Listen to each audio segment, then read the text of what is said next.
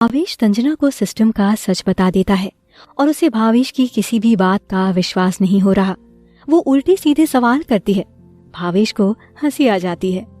भावेश फिर अपनी हंसी को थोड़ा रोककर संजना से कहता है, तुम जैसा समझ रही हो वैसा कुछ भी नहीं है।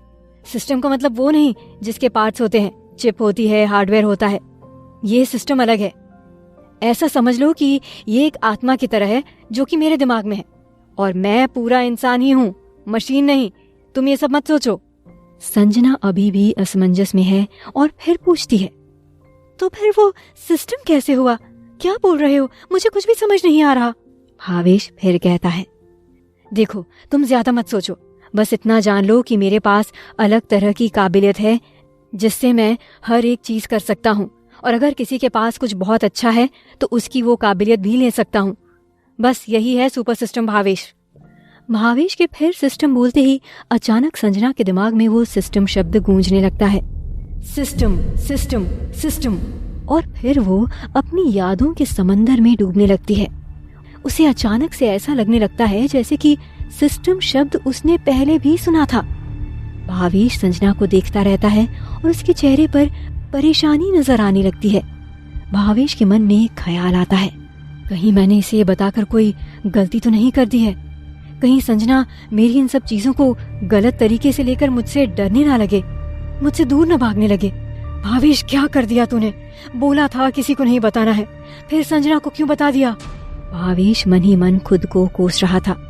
वहीं संजना के दिमाग में वो सिस्टम शब्द उसे यादों की गलियारों में ले जा रहा था और फिर अचानक से उसे एक ऐसी याद के पास ले गया जो कि बहुत धुंधली सी थी।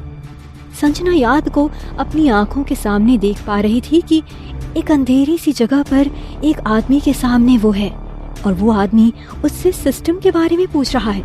ये उस दिन की याद है जिस दिन संजना किडनैप हुई थी और अचानक से उस दिन की याद उसके जहन से मिट गई थी। अचानक से संजना की आंखें बड़ी हो जाती हैं और वो भावेश की ओर देखती है। भावेश संजना को इस तरह देखते हुए डर जाता है और कहता है, संजना सॉरी तुम। और इससे पहले भावेश अपनी बात पूरी कर पाए संजना सोचते हुए कहती है, सिस्टम? हाँ, यही ढूंढ रहा था वो। भावेश हैरानी जताते हुए पूछता है, सिस्टम? कौन पूछ रहा था? किसकी बात कर रही हो? संजना कहती है, वो इंसान जिसने मुझे किडनैप किया था, वो मुझसे सिस्टम के बारे में पूछ रहा था। याद आ गया मुझे। ये सुनकर भावेश की सिट्टी पिट्टी गुल हो जाती है और फिर भावेश तुरंत ही संजना के दोनों हाथ पकड़कर उससे पूछता है, तुमने क्या बताया उसे? वो कौन था? कैसा दिखता था? कुछ जानती हो? भावेश संजना के दोनों हाथ पकड़कर हिलाने लगता है। संजना भावेश को रोकते हुए कहती है, मुझे कुछ याद नहीं कि वो कैसा दिखता था, बस इतना याद है कि वो सिस्टम के बारे में मुझसे पूछ रहा था। भावेश ये सब सुनने के बाद एकदम सुन्न पड़ जाता है। उसके मन में ख्याल चलने लगता है, इसका मतलब जिसने मुझ पर आज हमला किया वो मुझे जानता है और वो ये भी जानता है कि संजना मेरे करीब है, इसलिए उसे किडनैप किया था। वो मुझे परेशान करने के लिए किसी और को भी किडनैप कर सकता है या फिर मेरे किसी करीबी को नुकसान भी पहुंचा सकता है। ये जो कोई भी है, मुझे इसे जल्द से जल्द ढूंढ निकालना होगा, वरना मैं मुसीबत में पड़ जाऊंगा। तभी संजना भावेश के चेहरे पर हाथ रखते हुए पूछती है, भावेश मैं तुमसे एक बात जानना चाहती हूँ। भावेश हैरानी के साथ संजना की ओर देखता है और कहता है, क्या बात है, बोलो। संजना थोड़ा हिचकिचाते हुए भावेश से कहती है, भावेश मुझे उस दिन का कुछ भी याद नहीं है, पर इंस्पेक्टर का कहना है कि तुमने ही मुझे किडनैप किया था और फिर तुमने ही मुझे बचाने का नाटक किया। भावेश ये सब सुनकर दंग रह जाता है और अब उसे सब समझ आता है कि इतने दिनों से संजना उससे क्यों बात नहीं कर रही थी। भावेश संजना का हाथ पकड़ते हुए उसे विश्वास दिलाता है और कहता है, संजना पुलिस वालों का काम है शक करना। उन्हें जब तक वो इंसान नहीं मिल जाता जिसने तुम्हें किडनैप किया था, वो तब तक मुझ पर शक करते रहेंगे।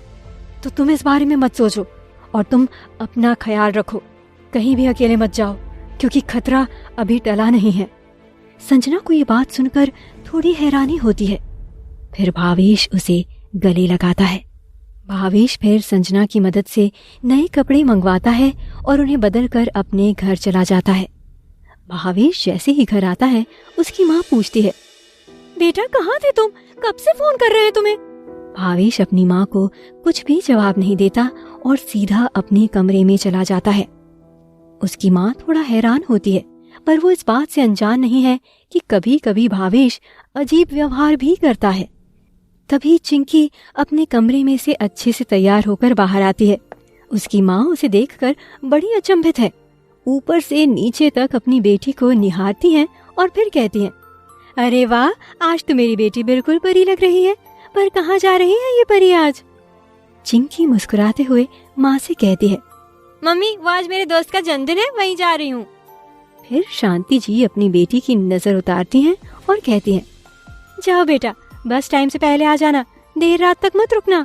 चिंकी हाँ में सर हिलाती है।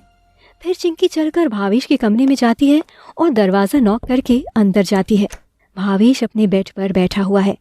चिंकी को लगा था कि भावेश भी उसे इस तरह तैयार देखकर उसकी तारीफ करेगा, पर भावेश उसकी तरफ देखता भी नहीं है। वो अपने ख्यालों में व्यस्त है।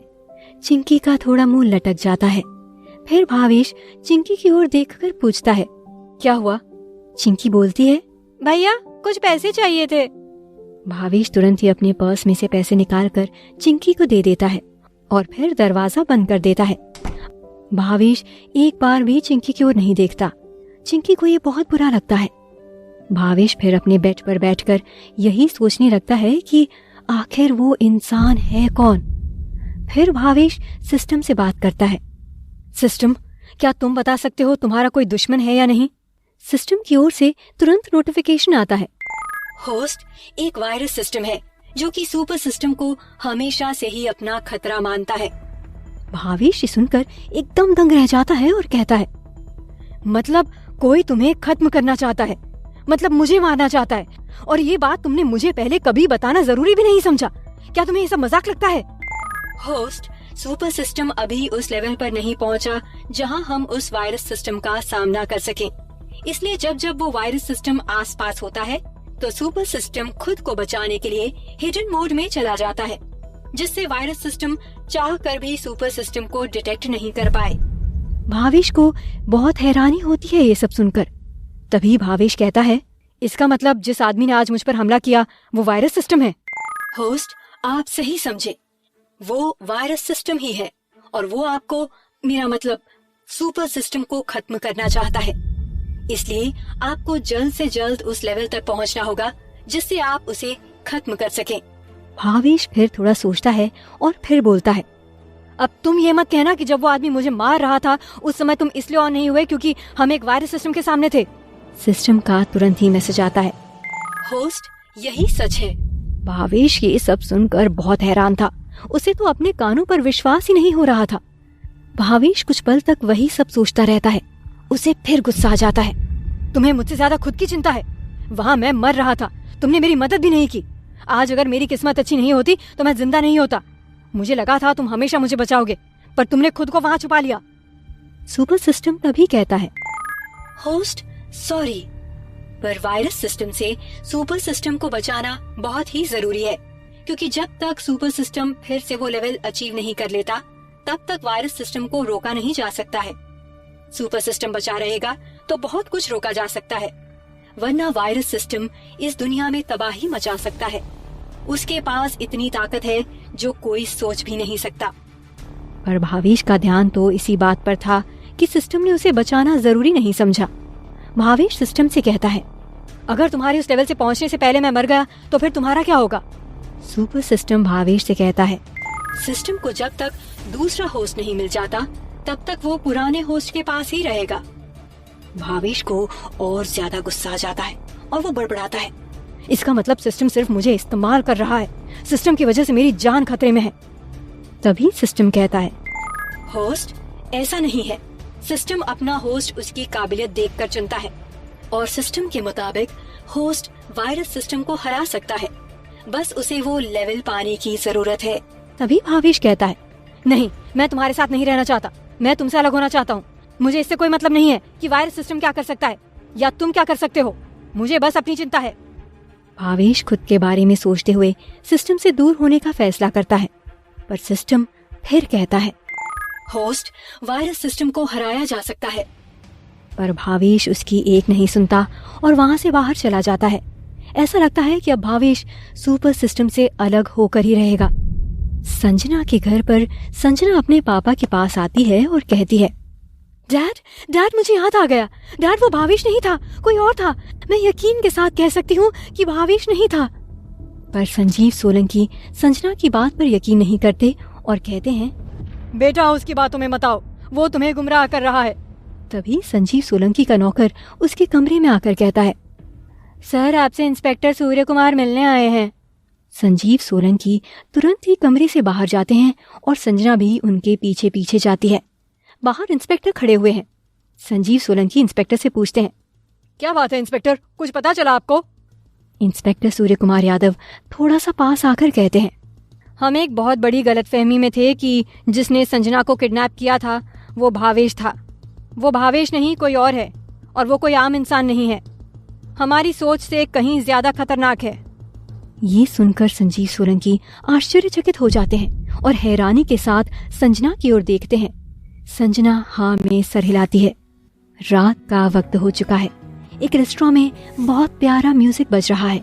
कई सारे लोग खाना खा रहे हैं। देखने में ये एक हाई क्लास रेस्टोरेंट लग रहा है। तभी वहाँ चिंकी आती है। चिंकी यहाँ वहाँ देखने लगती है। ऐसा लगता है वो किसी को ढूंढ रही है।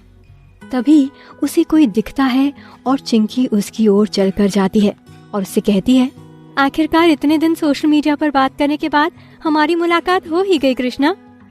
वो लड़का जिससे चिंकी मिलने आई है वो कोई और नहीं, भावेश का क्लासमेट शौर्य है।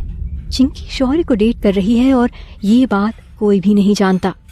दोनों साथ में डिनर करते हैं और फिर हाथ में हाथ थामकर घर की ओर चलने लगते हैं। रास्ते में चिंकी अपने परिवार के बारे में बहुत कुछ बताती है और शौर्य बस सुनता रहता है। चिंकी शौर्य से मिलकर बहुत खुश है। पहली मुलाकात में ही उसे प्यार हो जाता है और शौर्य भी पिंकी को कहता है, तुम मुझे बहुत अच्छी लगी, क्या तुम मेरे साथ कल वाटर पार्क चलोगी? कल संडे है। चिंकी तुरंत ही हाँ में सर हिला देती है और कहती है, मुझे बहुत खुशी होगी। दोनों अब गले मिलते हैं और शौर्य चिंकी को एक टैक्सी में बिठा देता है जो उसे चिंकी के घर ले जाएगी। भावेश पागलों की तरह रास्ते पर घूम रहा है। उसका दिमाग बुरी तरह खराब है और बड़बड़ा रहा है। मुझे समझ नहीं आ रहा कि मैं क्या करूं। एक ऐसे सिस्टम की मदद करूं जिसे मेरी जान की फिक्र भी नहीं है, या फिर उसे खुद से अलग कर दूं। भावेश का फोन लगातार बज रहा है। संजना उसे फोन कर रही है पर भावेश अपने ही ख्यालों में डूबा हुआ है। संजना को भावेश की फिक्र होने लगती है क्योंकि वो फोन नहीं उठाता। भावेश परेशान सा घूमता रहता है। तभी अंधेरे में से एक शख्स नजर आता है। भावेश को लगता है कि वही है जिसने आज उस पर हमला किया था। भावेश उसे देखकर डर से कांपने लगता है।